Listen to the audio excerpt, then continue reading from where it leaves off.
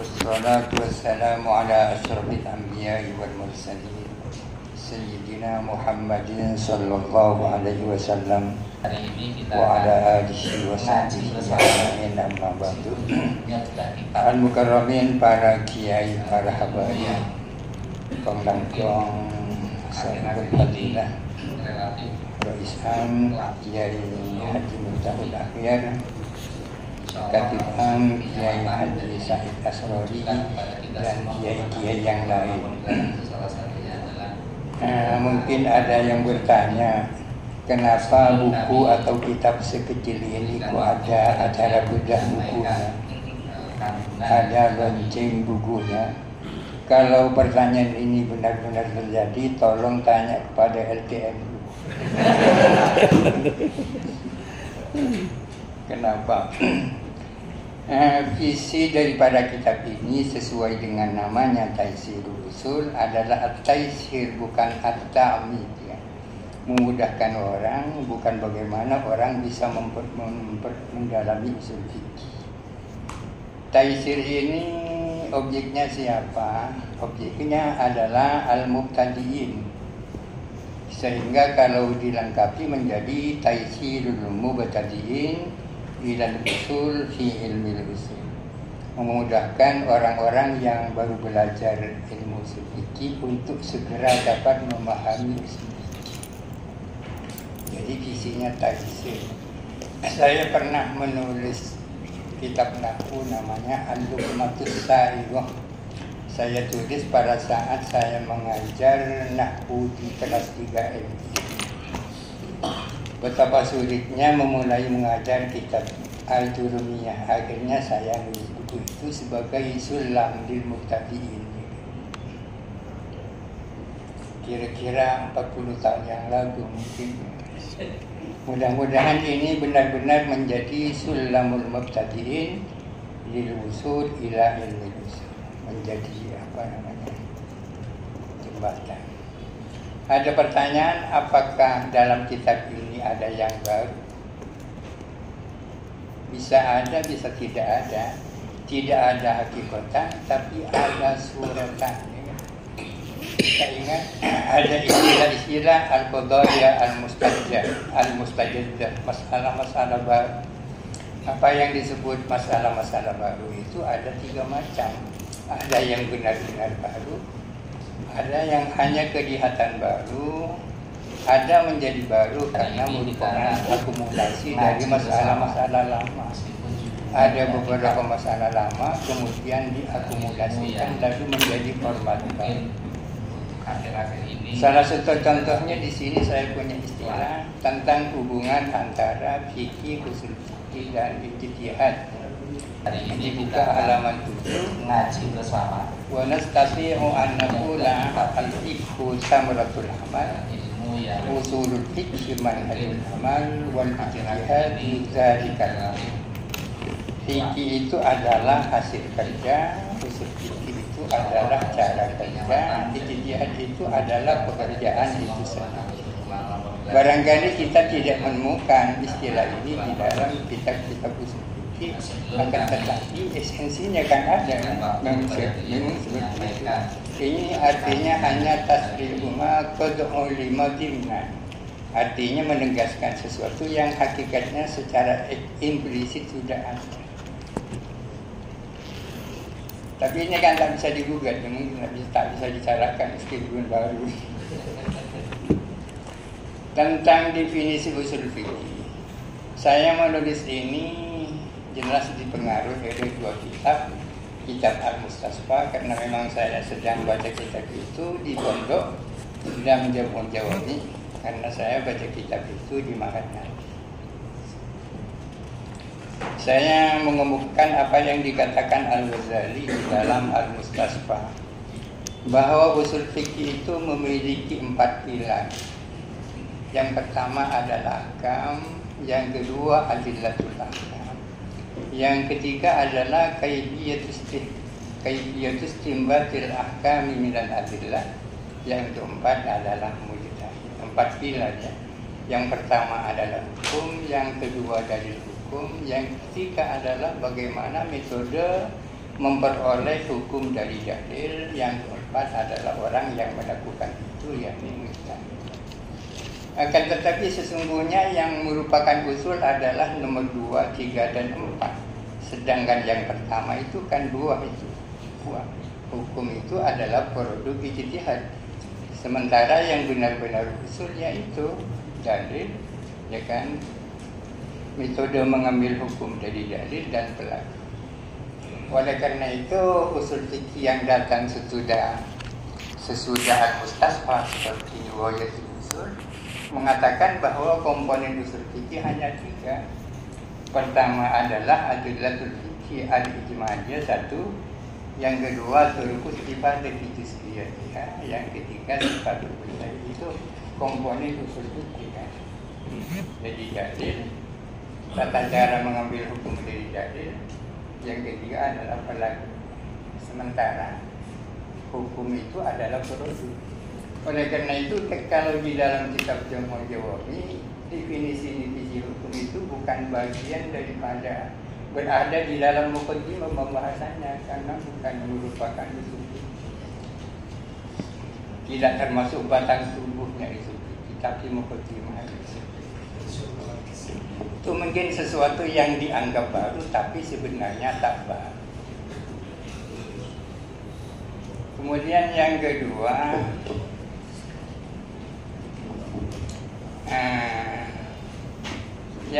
tentang bahwa hukum taklifi yang 5 itu tidak bisa dipisahkan dari hukum wajib. Barangkali penjelasan ini belum ditemukan, akan tetapi tidak bisa diingkari, memang harus begitu. Artinya pelaksanaan hukum taklifi itu tidak dilaksanakan di dalam ruang kosong, karena terkait dengan hukum wajib, wajib, sunnah, haram, makruh, mubah, itu terkait dengan hukum wajib yang sebab, syarat, mani, rukhsah, dan hasil. Salah satu contohnya memang zakat. Misalnya zakat. Kapan orang itu wajib membayar zakat? Apabila ada 3 hal. Pertama ada sebab, yang kedua ada syarat, yang ketiga tidak ada mani. Itu kan. Sebab wajibnya zakat adalah milkun nisab, memiliki harta 1 nisab. Syaratnya zakat adalah hawalanul haul, mencapai 1 tahun. Bukan hanya sebab dan syarat yang dibutuhkan, tapi tidak ada penghalang. Misalnya tidak ada hutang. Itu salah satu contoh bahwa hukum taklifi tak bisa dipisahkan dengan umat.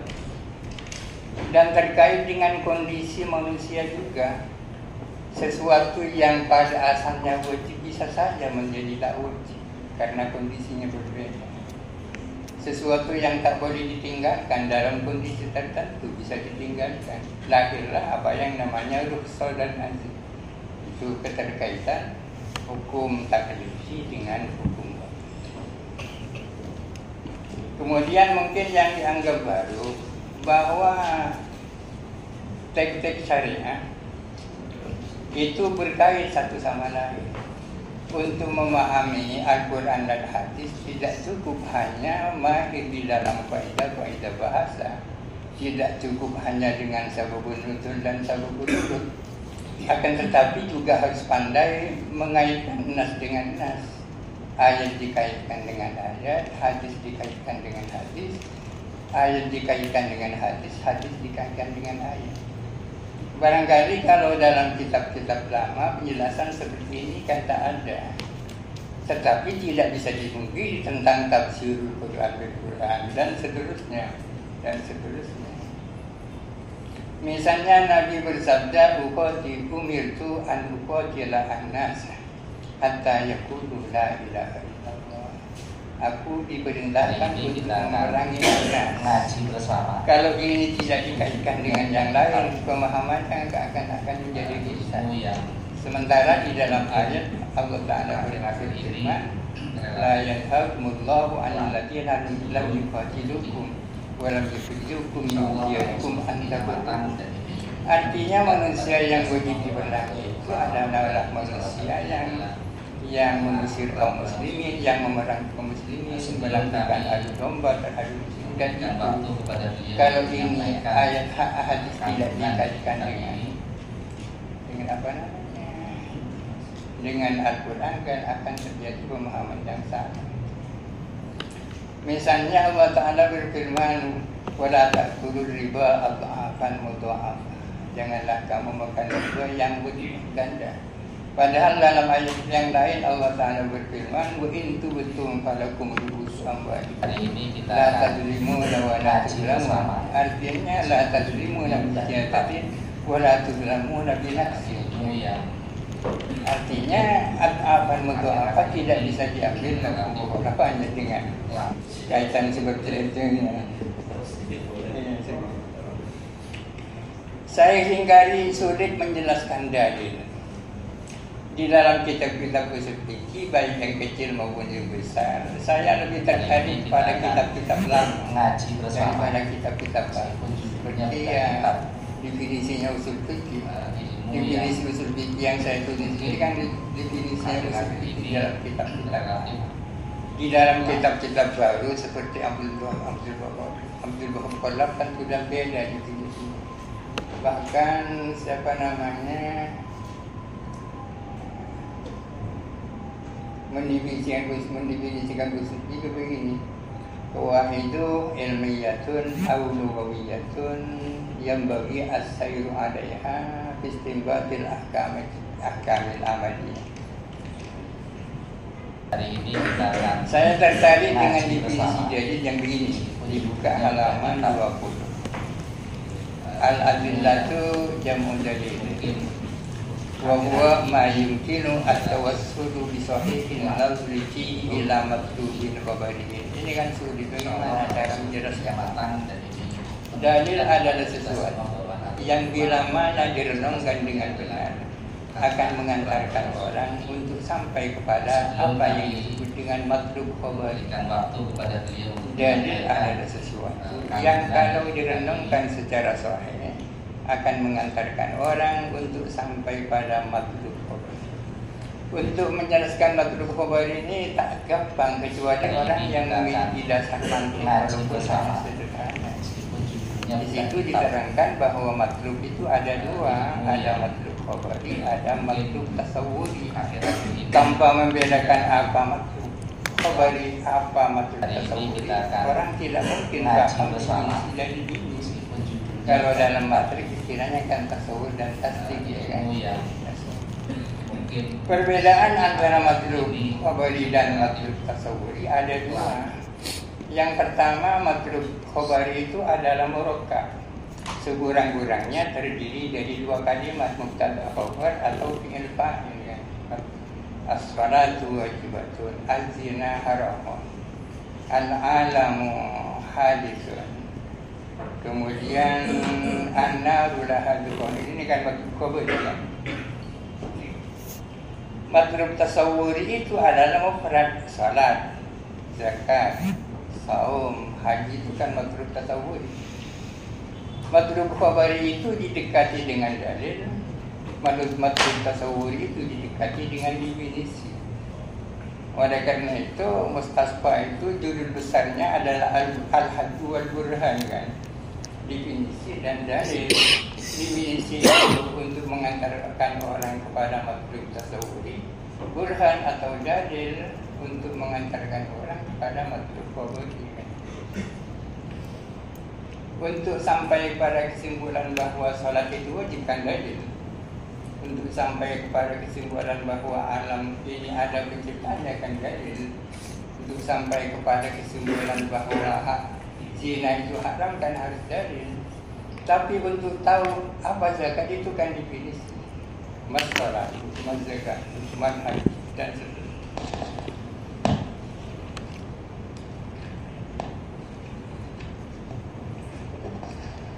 Kemudian salah satu penjelasan yang saya sampaikan di sini akhir-akhir ini saya mengutip dari bukunya Syarah Jurmiyahnya Syekhuna Khalil Bangkalan, karena saya baru datang pada itu di Nusantara. Syarahnya menarik sekali, yang sebelumnya saya tak ketemu. kitab itu pada dunia itu. Syarhul Walid ya. Syarh dunia karangan Syekhuna Muhammad Al-Balad. Itu dibuka halaman 43. Ini perbedaan antara kalam insya dan kalam khobar. Walau qala al-ustadzu 'allamtu talamiza walau qala al-abu fi akhdin nikahi zawwajtuka binti. Jikalau seorang guru mengatakan saya telah mengajarkan murid-murid, seorang ayah di dalam tubuh akad nikah mengatakan zawwajtuka binti, aku mengawinkan putriku. Faqaulul ustadzi khabarun, perkataan guru itu adalah khabar. Wa qaulul abi insya'un, perkataan si ayah bukan khabar tapi insya'. Wal farqu bainahuma, apa bedanya? Bedanya annal ustadza mukbirun bi annahu waqa'a minhu at-ta'lim. Bedanya kalau ustaz itu sudah memberitakan bahwa dia telah mengajar. Konsekuensinya ada kemungkinan dia sholiq atau dia kadhib, ini namanya kan khabar. Akhir-akhir ini wa amal abu falam yakun mukbiran bi annahu waqa'a minhu at-ta'lim. Kalau sang ayah dia tidak sedang memberitakan bahwa ia mengawinkan, justru dengan pernyataan itulah perkawinan itu terjadi. Perkataan orang di dalam akad jual beli itu bukan berita, bukan berita. Justru dengan pernyataan itulah jual beli terjadi. Berita itu kan menyampaikan sesuatu yang sudah terjadi atau sedang terjadi. Sedangkan insya itu adalah sesuatu di mana perbuatan terjadi dengan pernyataan itu. Ini yang saya gunakan. Wa mimma sabaqana alamu al-farqu bainat talabi wal insya. Wa huwa anna talaba yata'akhadu bersama wujud mana. Wa tasawwu yaqtadi wujud mana wujud ilmu ya. Kalau orang mengatakan idrik, pukulan, kapan pukulan itu terjadi? Terjadi setelah pernyataan idrik kan? Artinya maknanya itu terjadi kemudian setelah pernyataan. Menunjukkan kepada kita. Sedangkan insya maknanya itu berbarengan dengan pernyataan. Seperti dawah itu. Nah, sebelum kami memberikan waktu kepada beliau untuk menyampaikan. Coba sekarang kita buka halaman, ini hanya ilustrasi halaman 47 tentang ijma. Ya taqaddal muslimuna annahu la ismata li ahadin minal qata'i illal anbiya kalau dijadikan badal dari ahadin alaihi salatu wassalam wa ala ra'sihim sayyiduna Muhammadin sallallahu alaihi wasallam. Kaum muslimin seluruhnya percaya dan yakin bahwa tidak ada seorang pun yang maksum dari kekeliruan. Setiap orang punya potensi ngaji bersama kecuali para nabi, terutama Nabi Muhammad. Faqaulu ahadin min ahadihil ummah laisa hujjatan ala ahadin li'annahu urdatun lil khata. Perkataan masing-masing orang dari umat ini tidak bisa dijadikan dasar bagi orang yang lain karena rentan dengan kekeliruan. Tapi amma idza tafaqat kalimatul ummati bi majmu'iha ala amrin sara al-muttafaqu alaihi ma'luman namun bila mana kalimat umat ini sepakat maksudnya para ulama dan sepakat, maka kesepakatan itulah yang maksud. Semata itu yang maksud. Bagaimana hujjatan yajibu 'alal muslimin al-iltizamu bihi wa qad qala an-nabiy sallallahu alaihi wasallam. Ini kita akan ngaji bersama. Meskipun judulnya bukan kitab. Kemudian kias halaman 49 ini ittafaqal ulama'u ala anna kulla fi'lin min af'alil mukallafina yata'allaqu bi hukmin mu'abbatan. Artinya setiap perbuatan mukallaf pasti ada hukumnya. Fala yaqulu al-fi'lu min ayyakuna wajiban aw manduban aw haraman aw makruhan aw mubahan. Perbuatan yang timbul dari manusia itu status hukumnya ya kalau tidak wajib mandub, kalau tidak mandub ya haram, kalau tidak haram ya makruh, kalau tidak makruh ya mubah. Ya tak lepas dari itu. Tapi Al-Ghazali pernah bertanya kepada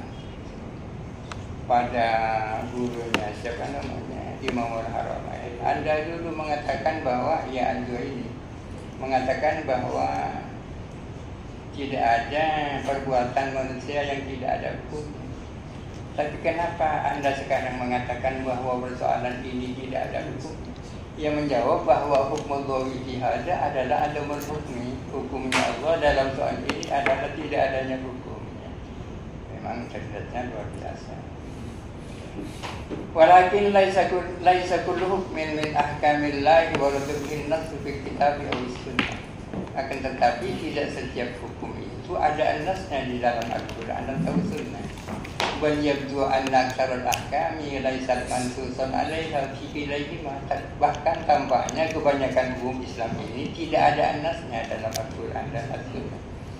Fa bi ayyi tariqin yu'rafu ghairul maksud. Dengan cara apa yang tak maksud itu dapat diketahui jawabannya yu'rafu ghairul maksud bi tariqi qiyasi 'alal maksud. Fama huwa qiyas ini ilustrasinya kias. Kemudian berbicara tentang kias, saya akan menjelaskan tentang apa perbedaan antara ilat, hikmah, dan maslahat. Ada ilat, ada hikmah, ada maslahat.